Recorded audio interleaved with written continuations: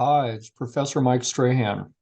In this video, we are going to talk about APA style for the Fundamentals Nursing class. I'm going to start with the EDUCAT presence. And scroll on down a little bit. I've got a section here for NMU library and APA resources. First thing I want to do, touch upon some basics. We're going to access the APA style guide. We can do that either from the citation guides over on the left. What I'm going to do is start with the library guide to nursing resources.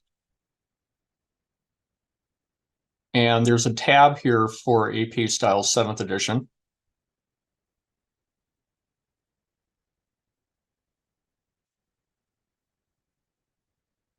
So let's talk about some basics. We'll look at a book reference example. We'll also look at some articles and also web pages. And keep in mind that with APA style, as is with a lot of other styles, it's a combination of the references and also citing those references in text in either a paper or a PowerPoint slide deck or things like that. But AP style, like other styles, are also more than that. It also formatting of numbers and things like that. You'll learn about that further in the research class and also in subsequent classes in your program. But we're going to start off with some basics.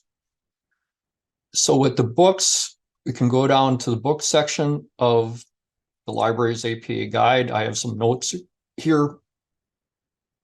And I'm going to scroll on down to the nursing examples that I have on this guide. And then after we talk about that, then I'm going to go into the results of the quiz that you folks did.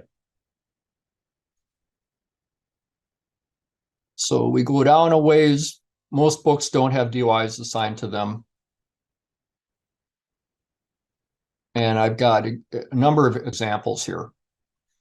I have how to reference your farm textbook. And the basic format here is you use the author's last names, you use their first initial, their middle initial. When there's more than one of them, you list them all. In this case, there's two of them. You have the date of publication. You have the title of the textbook. And notice it's also italicized. And you also indicate the edition after the first edition in parentheses, and that's not italicized. That ends in a period. And then you have the publisher, in this case, Elsevier. On my guides, I also have examples of how to cite these works, either parenthetically or as part of the narrative form of the sentence. I also give you a direct quote example. The APA manual does not do that.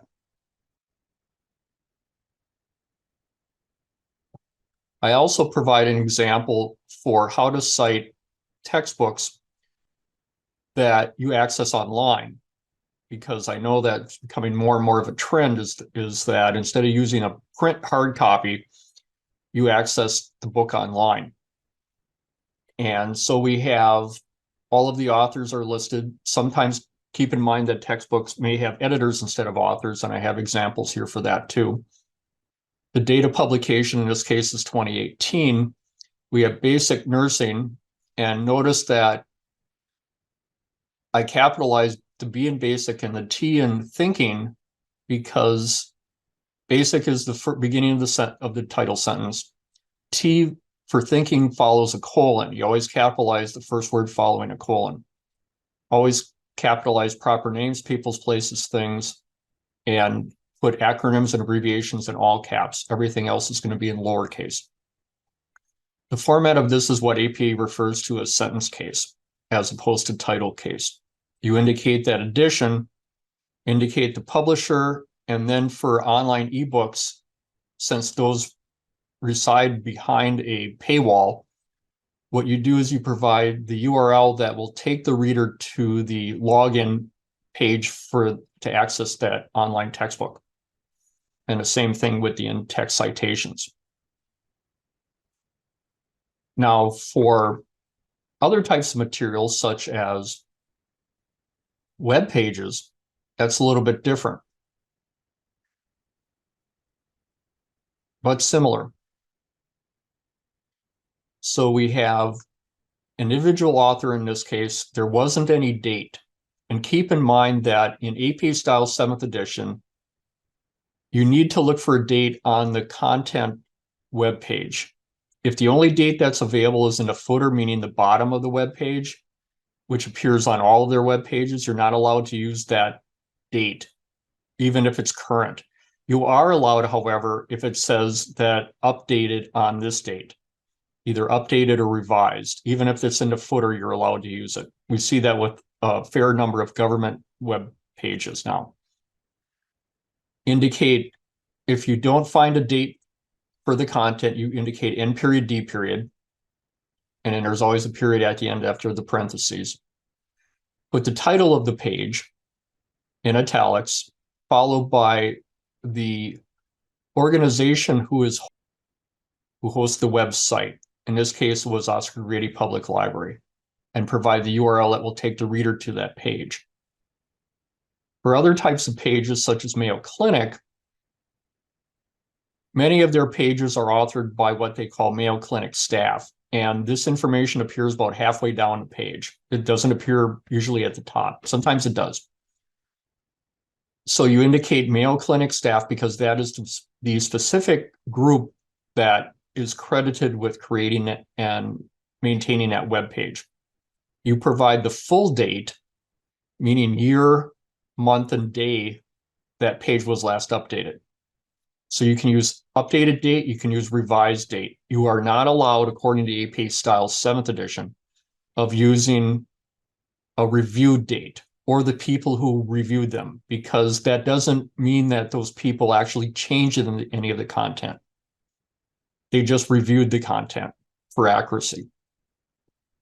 Next, you have the title of the web page. And again, this one has gestational is the first word that gets capitalized, and symptoms following a colon that gets capitalized, and everything else is in lowercase. On the Mayo Clinic websites, when Mayo Clinic staff is the author, then you must indicate Mayo Clinic as the website host. If Mayo Clinic turns out to be the author, just Mayo Clinic, then you don't indicate them twice, you just have them once. And again, provide that URL that will take the reader to that page. The in-text citations are then going to be just the author and the year. You don't put the month or day along with it.